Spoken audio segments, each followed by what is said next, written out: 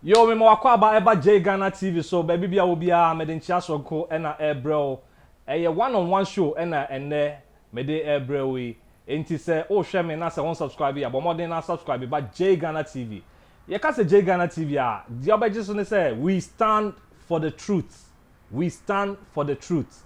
Eno nti se na make no subscribe na mi abel no. Na se o mi abel na de e kire ne say automatically yes, you upload the video, your next video bia na on sabe kan ho abon so phone na ma alert say video be free J Ghana TV aba so when you say ye educative programs program e de be bro bia e de be boa wa brabom e de e be mo brabo atu mpon akonanim e na ye de bro ye frame na na ke e champon obetimi aframe me Santiago o frame me ameje so ma me ntwa me won na me nkofa me guest ne mra osisi a Yo, what here for me in the war Prophet Gideon of for a seed. A higher J Ghana, a Hana Wutie, a Hana Bofo etie. You call YouTube King Kong, YouTube King Kong, and any J Ghana. Shati Bibia off, Nitia J Ghana, now be in Shira. You were in Shira, the donor from Udumuja. Fire. Mema wakwa baby eba J Ghana TV one-on-one show ena me de bro and I'm a guest wa ba be slam wo fie ha me ne be twetwe nkomo Prophet Prince in Cancer ono ne me no eba be din nkomo sofo na etesen Yesu adome hoye enenso ya say share bio inshanka radi nyankopon aye ne pe amen sofo atiefo ne ahwefo e kan sempi omo say wo ma omo insight ewo abrabom eye won chechira wo de ba no ene ehefa na ye de fa e wo say ye cheche niema na eboa ye ahwefo ne atiefo nyina meboa ene ehefa na ye de fa yo edin ka mechia ahwefo ne atiefo nyina all right na afi masre nkonkon say o ma ne tumi ni hene o yi nkutahudie emu ene me pese me ni ewiase esua bibi okay efa adekronti a ebima di Yesu Kristo adi enso still fa ahudie wo so munya no Yesu Kristo mu no mo nsantumi nkai okay so kan Bible can say we John chapter 8 verse number 32 edi copy 36 also then but 36 in the can say we say English no say if the Son therefore shall set you free you shall be free indeed okay chin was in so oban ejewa ubenya oje ampa anase obano e mawe odihia obeye odihia ampa sana Bible naka obane ne hwan obane ne Yesu Kristo okay so oba beji Yesu Kristo dia e kire se ogie bi e wo ho e de ma but the question is adinti na nipa bebrebe abeji Yesu Kristo adi no kwasem ni say un se enoma etutu nipa wa abrabom no obi a oni hunhunu mu entiase ni hunhunu mu na dwebeye ni say se e bi a otene ni bi a na nipa bi abeji Yesu Kristo adi no nipa ne nam yare bi mu nipa ne nam ohaw atete ni amane bi mu e bi nipa ne boni bi ntia saa ne bi mu asabi o mnim de wo fom no adwene ye wo mo but se wo obi nyankopon abie wo ntiase ani wa wo behu ni se on nipa bebrebe tene wo Kristo mu a o me ye wo nyankopon apede enso still fa ahodie ene wogye na wo Yesu Kristo mu no mo nsanya nkan yes true because obi ho a oginyame adi wo Kristo ni o hu se wo ye ne bibia right onye bone but still problem be that so than so into masani panokra sometimes no nya doubt say nyankopon Christ is sanity into no na person chechiri mu eno na me person na me chirechiri mu na ye hu say nyankopon ho sanity na otime bua nipa na ogie bi nso ni mu no matter what your problem sanity is okay yenko na wo kan say me unim say even on me kra me de bia na me kan say ma ya na me twa de besi yenua ma sofo so yeah ade pa ko ya pa ne say we ye osofo unse ye kaso bi osofo atra say we just a believer oh no nyankopon de wa fantetie mu wa promote na say de wo no ababe ye okirekerefo ababe ye kandifo ema wo mu hye nyankopon emma so okay enti wo we ye osofo no ne ya pa ne say wa di Yesu adi wo bompa ye we ye wasedie bia kyese ade bia Bible na kirekire bia na wo no wo se witimi wunu no watimi enya ogye wo Kristo mu we ye osofo with this and subon still na sa wogye no your sofo nso na wonu ye woni se wa sofo bibre wa enne ya ye di nkomo yi onya duro be no mawu really senti atete bebrebe sa sofo bebrebe timi no maduro wow na nkasa bi ye te se bi a nkofo bi ene o mutimi no maduro wa na se ebi mutimi sane o mo emmene no mu kum o mo wa nkeni kwan se eye asofo and so how many times ene ate se asofo bi etimi an no maduro wa na se bi asofo bi akum o mo bebre. If you saw from open source say so be by nyankopon di a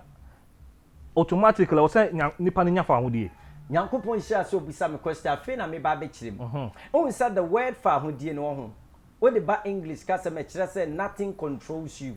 freedom obi a we free biara kire say nothing controls you sure obi a bibi control biara e kire say wunye free any kind of emfa nipadua enso won say Bible ami ate ase say onipadua no no ma me ensa ne form nipadua okay spirit soul and body nipa biara wa beji Yesu Kristo adi enso wotena ase atimi sa still bibi control bibi show spirit ama we ya ade bia nsasa we ye okay witimi woni se wan kasa wotimi say bibi show spirit ankasa so a deep down within you witimi say woni anije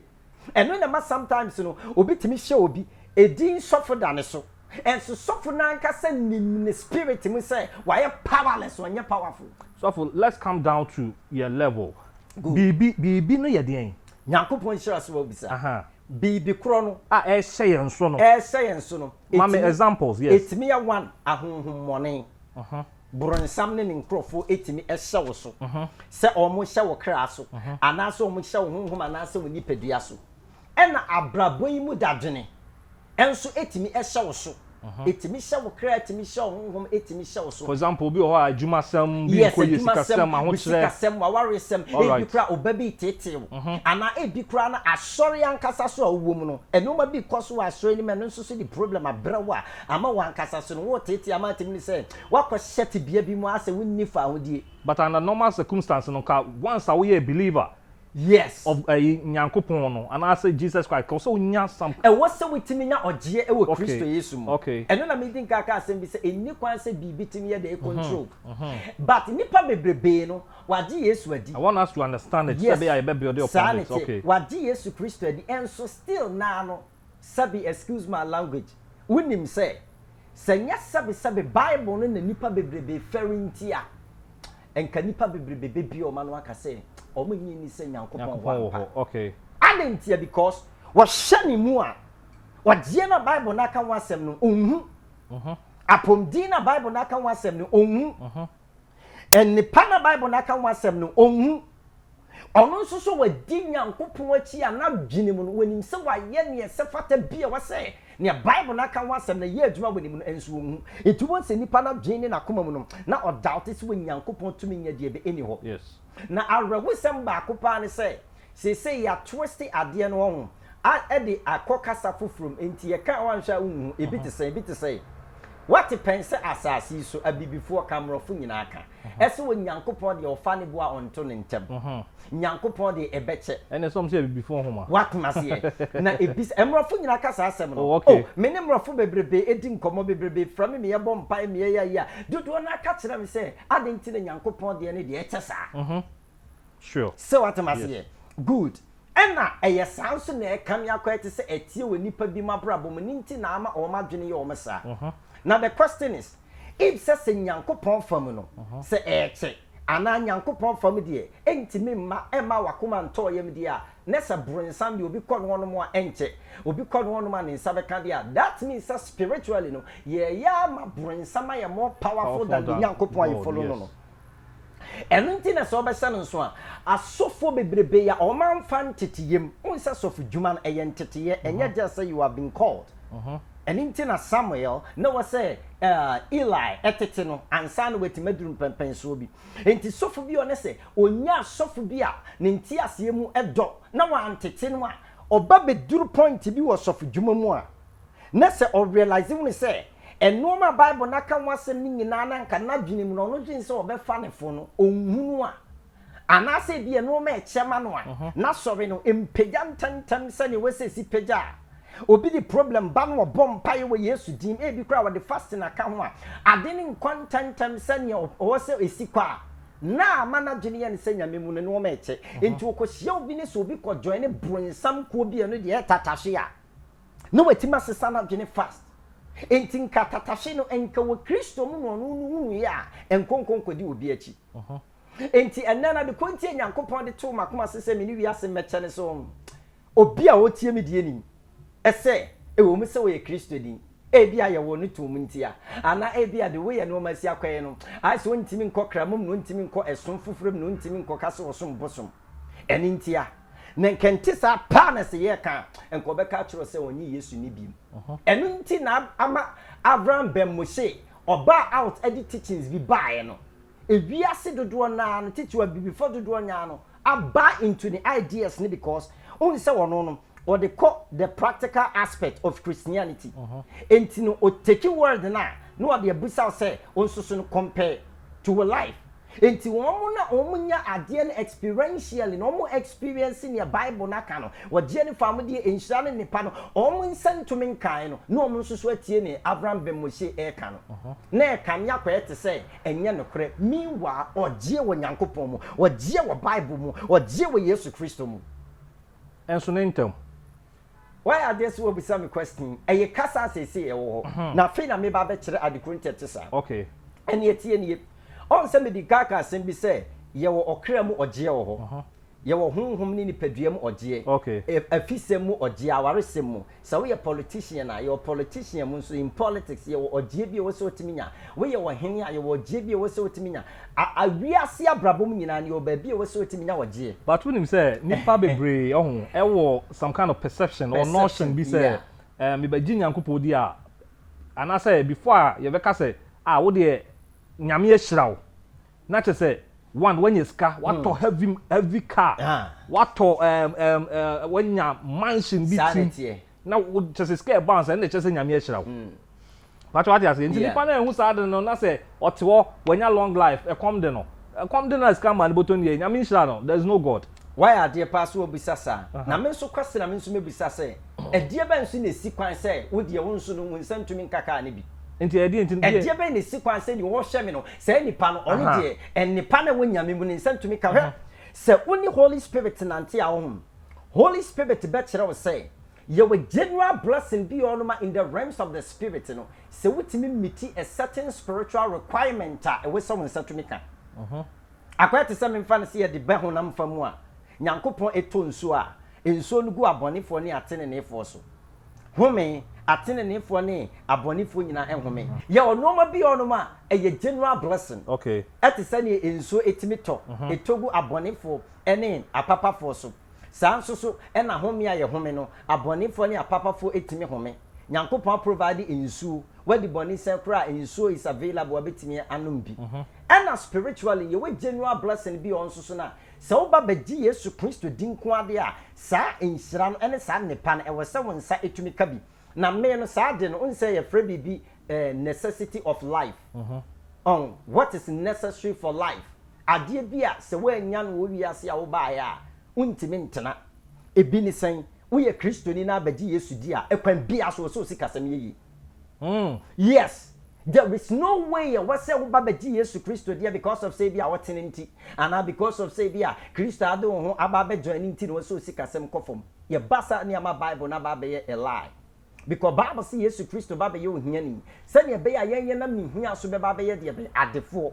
na Yesu Kristo ho odin enso bani pa fam be ye mmere se ne be ya yen be nam ne mmere ye no so ababe ye de ben ye ho be ye din na Yesu ye nyansani bani pa fam no sabe obabe ye kwasea kwasea asinse nenko tumi se omo mba bechi no otimi akomande no omo nyina yira no omo ntimi nche no ba sabi ogimi woni pafam e ma no tumi nyina ye tie no etimi kan impreti no wo no e ma ye pra na kasa ansa na ye kom no e na me jimi nti ba Yesu jimi no enen amawo abedi na di na obema Holy Spirit ateto no no aba be ye nyansane enti we general blessing bi ono ma ebini se wo so sikasam yeye general blessing ni bi ni say e wose wadwuma etimi koso general blessing ni bi say e wose wo ma bra botimi yeye general blessing ni bi ni say e wose ade biara ye bebo wudin abata wo bia na wose ade ni yeye ba bia wo beko biara wose ade ni yeye ye wo general blessing bi on mo ya na manfo kan sem bi say e wo me say obia ni kura nyame ahyehya ama ne so wetimi tena so ene ye wo kura e bia wo nipa no tena so a enye yie ana ye wadwuma nyame ahyehya ama obia ba wonim se wo ho nana ewiase wo ye were certain realms bi on se wuduru a wutimi ye bibia ama ne yeyi yes ye were certain realm bi on se wuduru a wutimi ye bibia ema ne yeyi ba se wonnuru sa realms na ade a amanfo ye ya anye ye no nso be ye bi nso enye ye eni nti na me obi on me esan bi anim sa ade no se basa me kwa akote asori wo baabi a me mfa ho ne baabi kro ena me konso a ampan so bon say Ewurade na me so ate asori my people are coming me mfa ho ne spirit because of level Ewurade mama hunu nti etime no won say asofo bi o ko bompire Ewurade kire me baabi kro Ewurade kire me baabi kro na Ewurade mama beti ase say spiritual insight or the amamintino, I was sent to church to anywhere, everywhere. Because baby be our souls, and a baby a souls will be like I only said demons, no, I catch us our soul in our quackageno. It is a open sort of say, A be a nifa, wow, na benkum and a babuawa, why the name Kunifano? So also what the old Connie say, I would think ya, ain't in a level. Nana, se bibi bounce, bibi free on conso bounce. You were certain realm beyond the Holy Spirit Eddie would do. Me say, a Juma biara or pass away ye biara Juma be ye. A bit I know Joseph sono. On said Joseph and what's rano any abdomen yam demand nay a level. Nyankopon said that editor especially. And then the man it dance so we knew you na. Nan kayen can a person and I shall you. Obi a ton as a slave boy. No I could potty for fee. A year then I only appoint you over Bibia. Sabini yerim kwano anya de ben one finance enso kra no ba no hwe nhira ne wa branche no so na no person no ade ne ho kane ho eno nanchen se Joseph Efree Potiphar fear the house of slavery no osun sa akoa oko prison so ani asa akoa ni panyin wo prison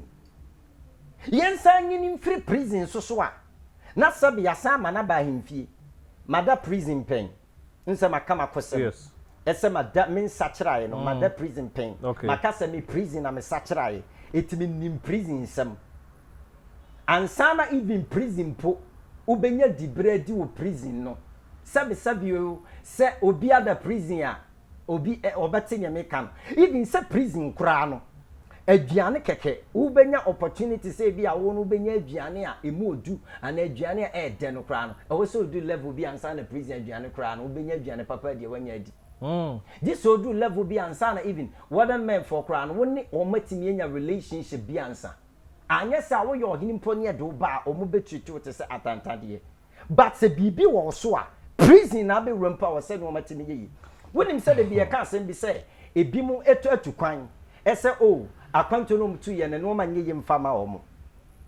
de bia na manfo ebi frame o se prophet hwehwe ma me hwe na metinye ye se mitu kwan ana na se ni kwan se enka wo se mitu kwan ana hwehwe me hwe bere ma me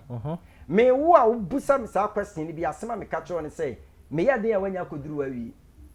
na emum no mesre nyankopon am nyankopon de bibia ba so a ade kro no de beba wo so no krom wo no mo ye wo se no matini ye de ma so for me twa me ho abane ato aso na ye koba me person ebusa se don't you think say ye wo nkofobia mo ye appointed people omo de ya said that edinshira I mean esi omo so omo de omo ye nshira because you hear in general form nkofo ebre ho ma ginyame edi but still they are having problems emo bitimi ka say onye sure say nyankopon wo ho mechirim because Joseph nshira wo kan no bia na nyankopon de what's our problem me kwa ba wa answer sa question ma me ntwa me homra isi a Ghana TV so na oguso a wo hwe one-on-one show any Prophet Prince in cancer twetwen ye ne tisa program no so ye hwehwe ya brabom ene ma ebetimi ama ya brabo akoso eti bomoden na je wakunya na so trans ye frame na na ke champion bitwa me abasisia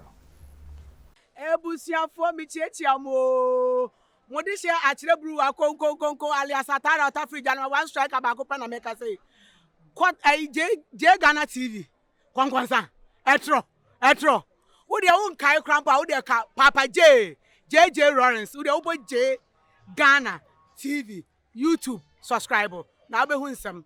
me de me wi o wa akwere wani so ade bye pachomu nya mon subscribe to J Ghana TV. Hi, this is your girl Diamond Apia, aka the Boss Lady. I'm subscribe to J Ghana TV, the #1 entertainment channel on YouTube.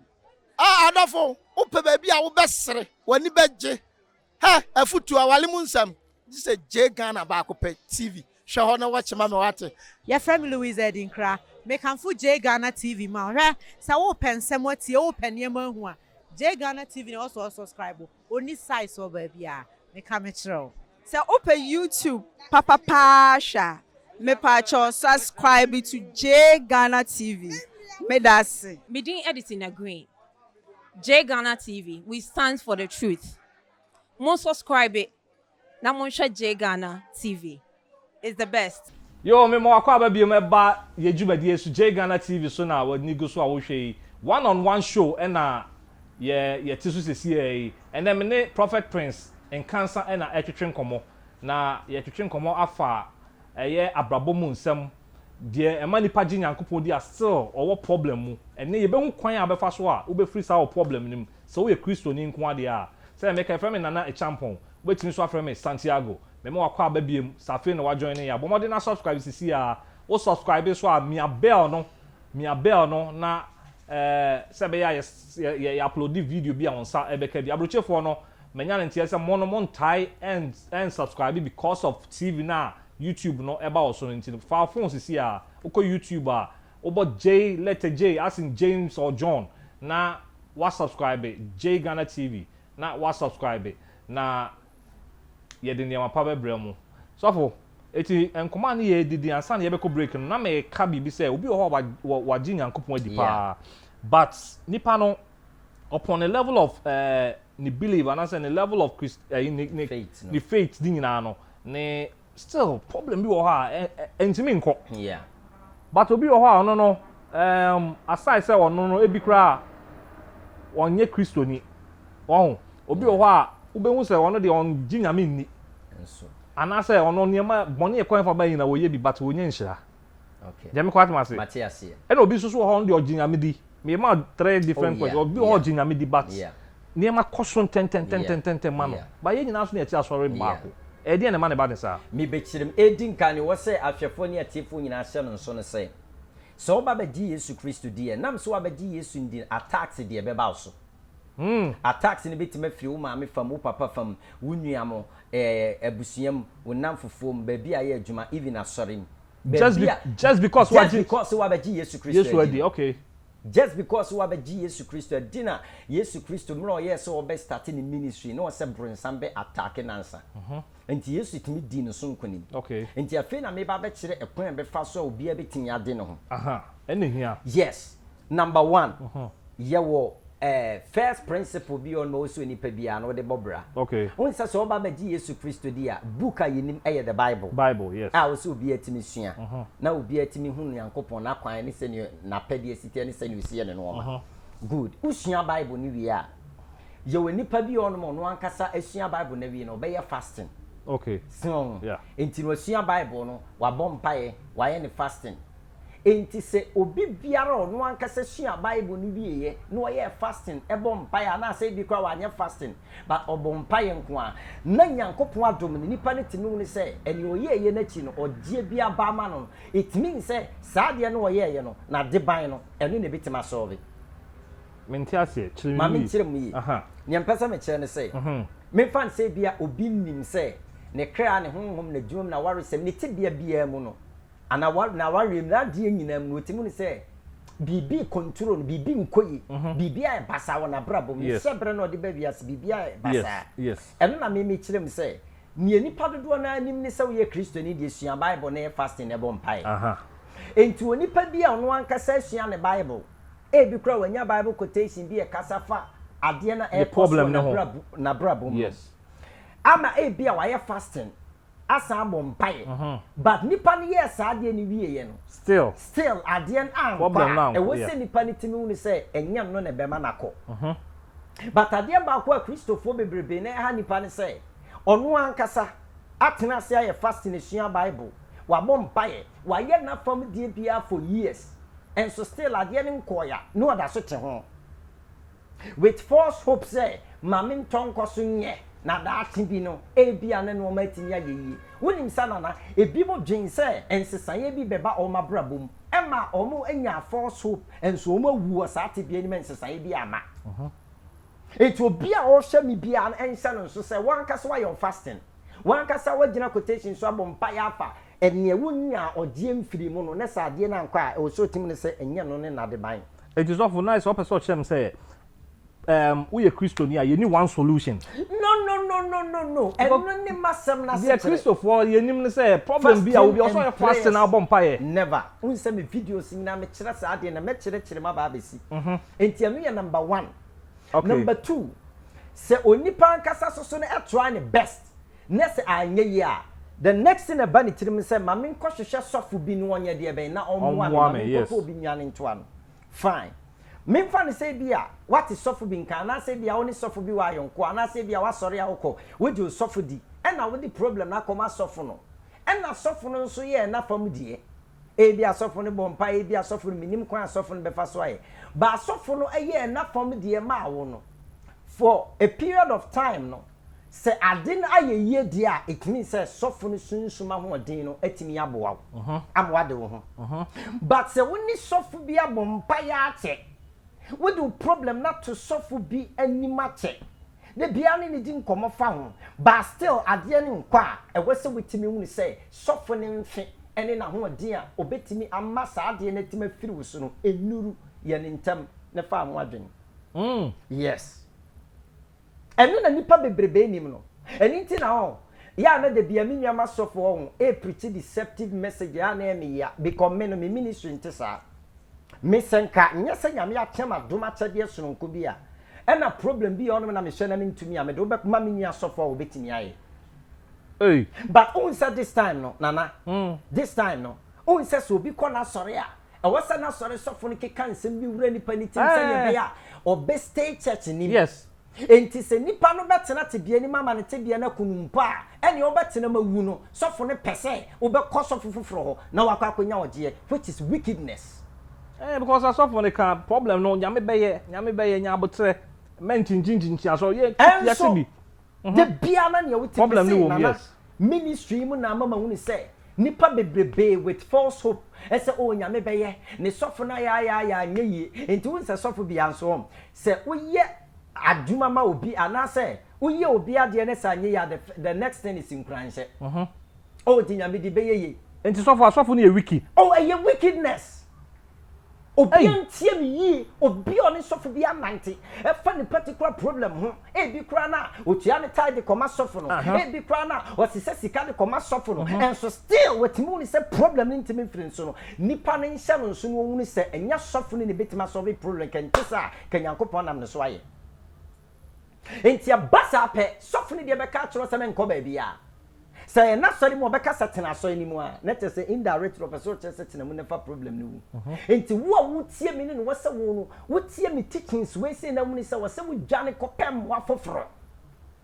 na kade enti na bible ne ka say mo nso ahonhom ni nyina nhwe na mo wunu ni mo nhwehwe ni free awurade nyankopon enti na bible na ka say mo ntena honhom ba ko ho enti na bible ni mom na e kere say yenso ahonhom ne nhwe it's ahonhom be na no kan ho asem yes it is ahonhom no okot wo kan ho na why are this wo bisa me sa question we say on sa bible ne ka asem bisa monso ahonhom ne nyina nhwe na monhwe ni efiri wo nyankopon enti ho ne de olimite ne de kwese say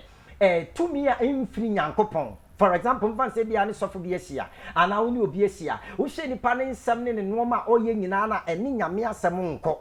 ade a etia ne bible na kan ne de otimi se nipa be say no onye papa ne spirit nye e bi kra so nipa ne say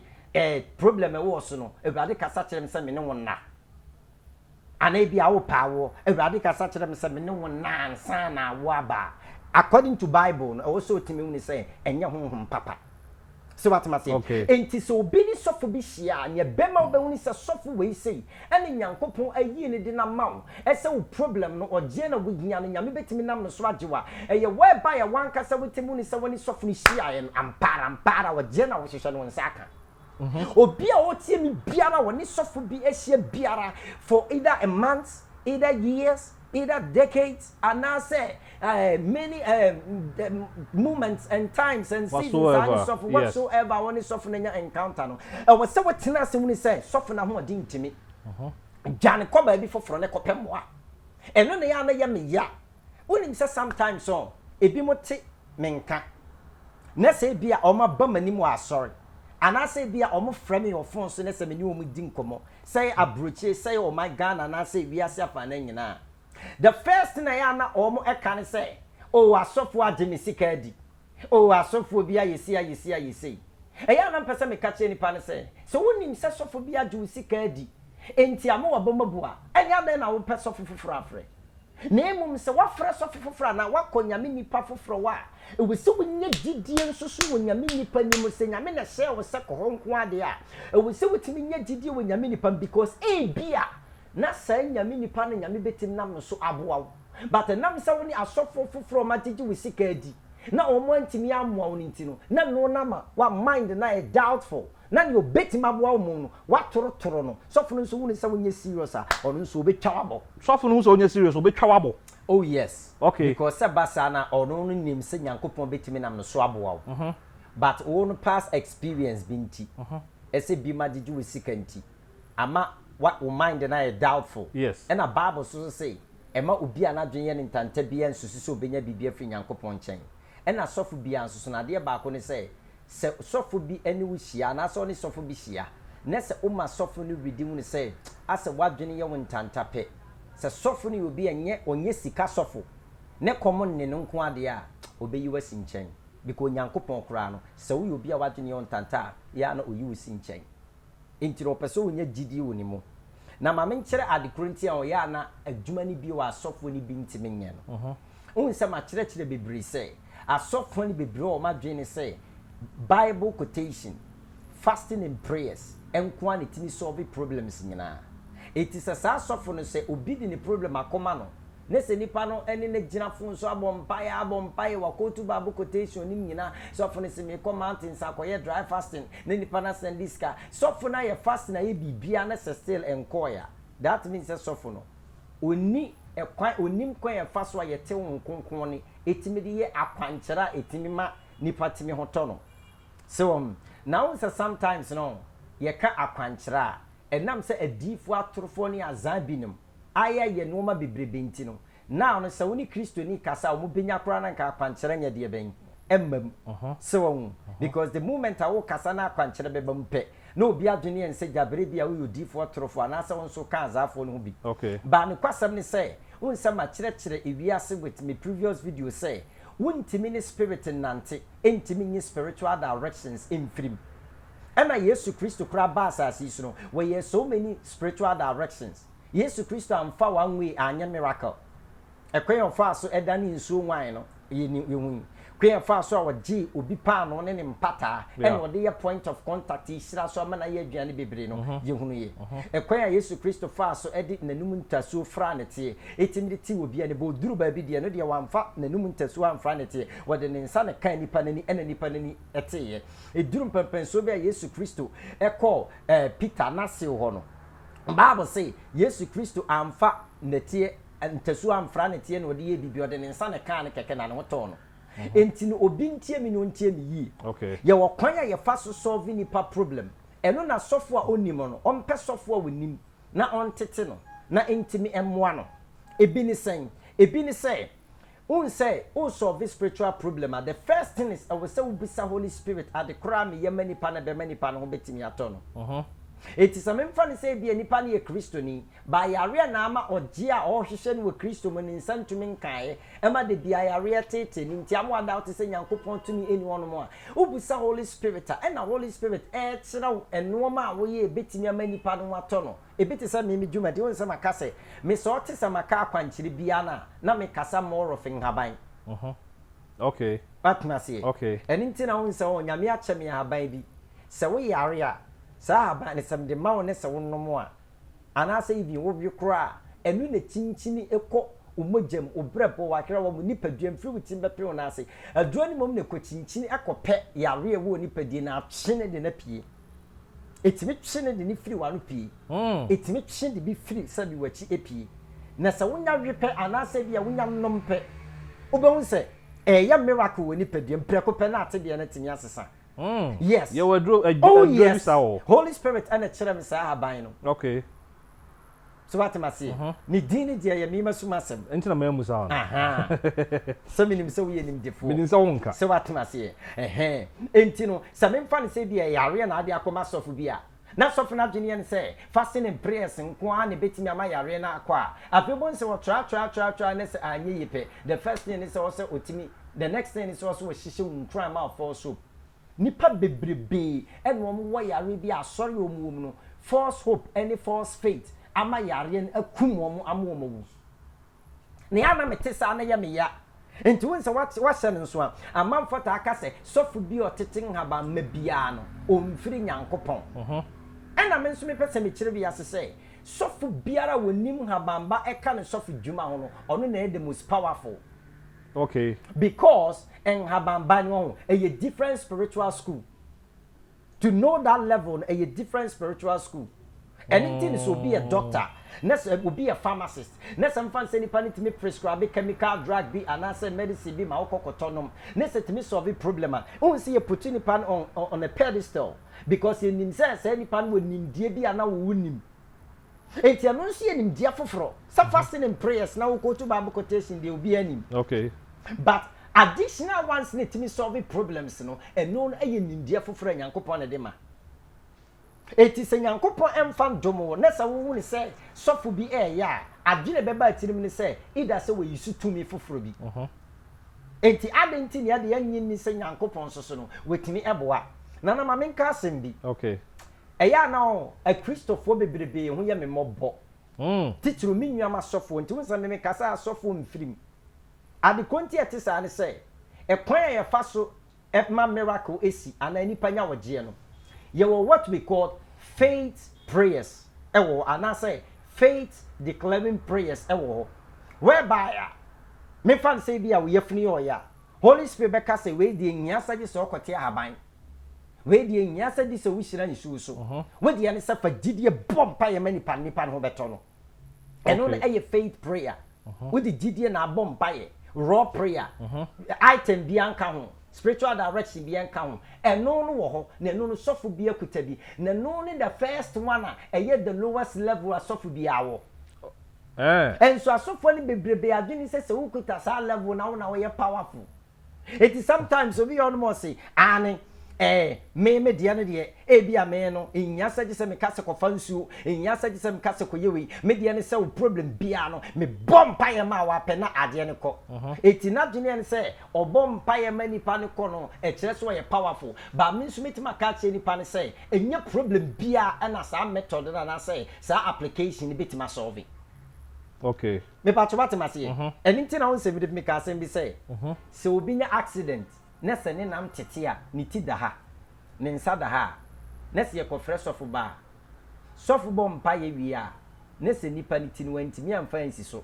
nipa ne nan na ate no antimi amfa de be ne woka mo nrahye mfa ne nye de ben enko hospital doctor for no adenti na wo sofu no wo si nyame etu mu nyame tumi wo mu aden no antimi amom pa ya ma nipa ne nsa na etu no ama metua ho enti se obi nim nyansa na na dwene nse gidie nti ema for soap e ka se di pa na ma mfa no hospital mo mfa ne mmeremia obeda sori de mawu eno ni ade asofo ne bebrebe aya ama nipa bebrebe wo problem a o mu problem ne nkoye ama nipa no problem ne nkoye so nti na o mu nyankopon eni biem etinyam pesa me kanyina ne se ye wo kwanya ye faso a ya yesunsum no ma ema nipa timi ede ne ho onse wa hye no so asofo bi ta preach say sofu bia na obeya akwankyere bia na eye abosomsem enya senka saade ne nka Yesu Kristo ne nkedi nkan ya abosomsem because enkente saade a enei ne nka me ba beka se metintasu e de afra ne te a enka on beka se sofu no ofiri nyame no mfiri nyame ade na Yesu Kristo de ya atwe ne Bible mu de ese ende ye na wonim so se na a miracle sa Yesu Kristo ye no metimi aka with confidence because brother na yi a kire me and no ma yes yeah just 2% depend actually the Bible. The 98% yentimi a record no Bible.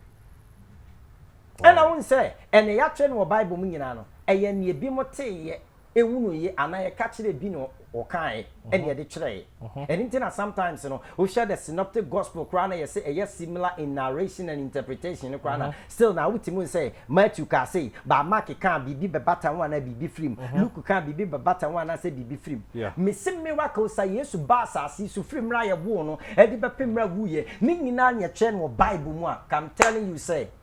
and ka be woni se won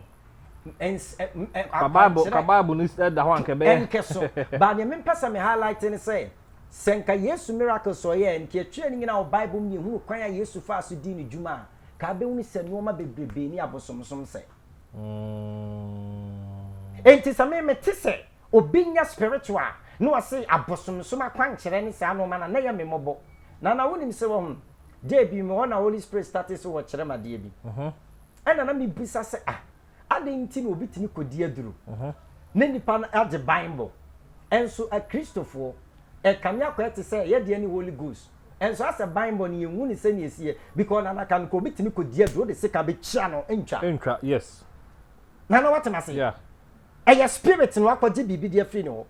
ene enso ye se ye Yesu Kristo ni tumi ade na Kristo ni bi de ye ntante se Christopher dodo na no wo de se ka twa no ntwa ne kan emma me ya asem da ho na wonim sisa nana enka tumi na Bible na kasa fa on ketimi ma Christopher nso so yesa enka be mani pa je Kristo so madi pa etina me bisa question no e ho na Holy Spirit tira me se wo say evening kwatenten any Bible mpo wo witimi di atechedie na chi atechedie na chi no atechedie na chi bro ni be ka tortoise yes tortoise ni shell na wana chi no eno nko akeke no witimi di your spiritual direction e be your protection e dia mani pa no na ade ampasa me ka kire bia sin na ne say ade bia e wa asase su bia onyankopon ne boy bronsam timi fatimi di ya na de nyankopon so timi fatimi di ya na de na tia bronsam timi fa de ya na de nyankopon timi fa de ya na de Yesu bai o de na tia miracle enso nyankopon ne boy enso ma no ata ewum tumi ewum bronsam afa ya de nyankopon timi fa nso timi de ya na de na me dia me tiso bi kasafa enhaban ho no wo kaseti asesofo aye enhaban na me sire nipa no twe ka bi ko be yaro be ba me ho wo be yare fasting and prayers ntumi enso be ba me ho no ena sofo de wo yusu haban unse wo ho enye enhaban ko a unse nti na me yusu enhaban because Holy Spirit e kire me sa de no so that me yusu ba ne pesa me kire ne say you we buy a prayer some me declare to so eno wo ho and you will be on so at this enhaban bam and you will be on my just spiritual directions via the ebam na wonim se wo e bi te say you nipa bi on ma usua de enka ne tirim there be me on Holy Spirit started so what kire me eno ma de akwan kire nipa ne e be ka ne tirim okay me akasa me ye no ama se me sua de ade ne ka eno wonim niam de me de just monko wonim se Holy Spirit na kire me say ewiase nyina aboa wonyini chepa wonim aboa no ba bi o wonsuum ensu nipa bebrebe nim yes di aboa masuma sem obi nkoye research aboa wonyini che wo wiase pa wonsuum ensu nipa bebrebe nim tortoise tortoise ewo eja enu batie wa aboa fro yes they did the same eye whale nkrofo ni bi dolphin fo no nkrofo ni bi batun se won eye me masuma sem mate she eye asem na meka enti no se sofo bi nimu a woni me wiase won ewiase the whole world emo nyina ye paboa ne ho den paboa be pa na ne ho den aspe aboa no e weight well say kasa aboa ne ho den dia yetimi kasa elephant ho den yetimi kasa lion good eye your research ne ko bisa scientists ne busom say aboa ne ho den pa aspe ni weight no ye frɛ aboa bi dung beetle yes aboa ne ye frɛ kukuru ka me be body crash so wo hye aboa na ho den a etisen ka wo ye nipa etisen ka ye de down we say mako be tan aso na wo movie wonim sa aboa ne say wo se minya bi na se me hye a me de ya ade bi a na me de efra enhaban bi na se me de ma se dware a nana I'm telling you say oye slim ma obi a wa pega na de ni mu nhia physically obetima bone de na to fam entimpacho eya baisam ya abosomsam me pesa me kire bi asese so obi se akwankire bi ya abosomsam ya baisam a spirit nyina firi nyankopon ne ba ni omni nyina firi esua firi nyankopon nchen enti adenti no nyankopon de eya ene se yeka se yeko Old Testament a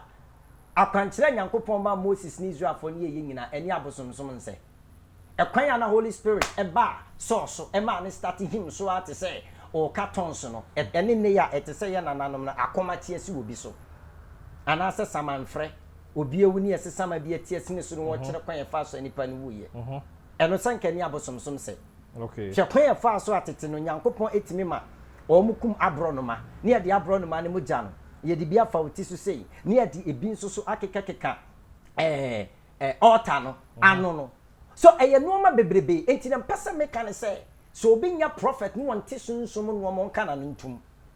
and obi nso ye prophet na ne level no ma ni nuru spiritual realm onka na ntum and it is sometimes obi frɛ home and now obi buy nkyɛn na ebi abaya akwankyera ma na sikasɛm ba mu a wasi matisi yesi sɔfo bi a oyesi oni ne besi sika bebam bi anya papa na maka kyerɛ wo nipa no manim sɛ ɛne saa de a ne metima ya abo waye megyina Bible quotation so na mabɔ mpae ama wo ɛne sika bi anim enti me papa Bible quotation ne wasɛm no kwa me bɔ mpae ma wa mesim de Yesu yɛ de ban egyaw ukɔ na yare na ankɔ a nkasɛ me na menye hye ukɔ na problem na ankɔ nkasɛ me na menye hye waso ɛna ɛden ɛna pepe ɛne wadwene yɛ wo ntanta ɛna amana basa okay enti no nana ne nyinaa ne sɛ yɛ wɔ kwan a yɛ fa so a onipa betimenya wɔgye na nya wanwe enti ɛno no onipa mpere nhwehwɛ enti wo a wonim saa kwan no pɛ wonyame difo a wonyame akyerɛkyerɛ no nwoma ntasɛm ɔnyɛ sɛ odwa nanum kɛkɛ yɛ wɔne odwa nanum kɛkɛ yɛ wɔne wɔkɔsuasua books bi kɛkɛ no ɔde ka ɛne wo bi ɔde na dwen na ɛda da wiase ɛne wo bi ɔn so na woni ni san atim sɛ ɛyɛ practical me wo ani me besan bia you know sɛ ɛyɛ practical haban ya me kan nana metima ma bi opa no me sesi a obehu no me bɛyɛ oni padua ɛyɛ practical ɛnya azan okay ɛna nyɛ sɛ yɛse okay enti ɛno na me use no ɛkyɛ sɛ me yɛ ɔkɔta na nana what am I saying mato wase so ɛna wo sɛ ɔmo herbalist wɔ hɔ ɔmo people are they are herbalists but they are without a spirit what am I saying yes akwa ye onkofo bi omo ye herbalist omo nim hahaba mu ba omo de ne so omo pen hababa ne bi omo hunu ya rate mi se no ano no ba me de no a spirit teaching you how to use herbs to work it is spirit plus herbs and plus other things as the spirit leads now about what am I saying if it is something says a minister ba mani mu a say election ba bebe me protection emfamana. Do you expect me to make quotation from an Sekokai Psalm 91 10 times 7 times? Say minister and now could for a bamanim. SSA say ye a tinge ye jai prophet prince and cancer maton come a pesoya. And two person tell me say, mean quote to Bible quotation more fire him for any a title for Naman famine Samson and national mompa and I mean can't so see the keke. And what's some man and noma? And what's some man and noma? And no man a dear bank a assassin no maya. Obey whom this a home natural. So home natural a bayana debi. Me and Yamidi fui, Yama spirit nature me. Obi a bossuma a spirit no spirit any use no. Into Christopher ni a dinner yen tan free mu. Na yen dindi say, or jebi we yesumu, niam princess and your winning sias, our dear no bet my dear bank, who bet me and wet me and our dear. You suffer, yeah, the asamusi na. O last words here then. And the last word I make capture as your phone at your phone and say, so Wabama Bua Yesu Christo mu ese to me because of say, what dear open wa warrior with Juma ma abra boom was sitting amuno when sent to me kaya, Miss Row, Memoabamu, what dear wa Yesu Christo mu, Tina Yesu Christo mu, and Cotisha to me be a chill crying. Obeshi show be a chill cry of Yankopo, a soft one, Yami deep one, Yami home shall say. Nipa we so kwana wa nyankopon beti maboa efi se wagye bi we Yesu Kristo emu and ye toso biem ne me ka kire on se what try de wa hoode ya ye bia ne sa nye ya ka hu se wa hoode entumi enye se wan kasa wo fasting and praise beti maboa wa enka wo ye ne nka ye fra me na ba di nyankopon emfa me so emwa wo sunsum nsam no ye kan ne Awurade a kire no eye ne Holy Spirit a kire me wo fra me na me show problem na Awurade be na me so akere kwan abefa so ne se wudi so pepepa wagye ne fa wudi be yodia na ma wanigye ene fa wudi a wo hwehwe no Yesu Kristo mu no wonsa tumi aka na watena Yesu mu na wie ye no so no wu achi no watimi anya heaven ediko Yesu enshiraw J Ghana TV so na wani gu so a wo hwe and ye ne prophet prince and cancer and etwetwe enkomo e wo one-on-one shows minim se enkomodie ya ye twetwe ye minim se wanyamu afutuo na ebeboa won so abrabo so wo how bi na se ubehia sofo a bomode na frɛ prophet na wo frɛ na obegye so na ono obetwetwe nkomo na menen se ogye ebeba ma wo pacho bomode na subscribe sisi ama me J Ghana TV subscribe na me a eye bell no na umia on sabe kan upload bi ebe ye frame na na ke e champo betun aframe Santiago me da wase makramo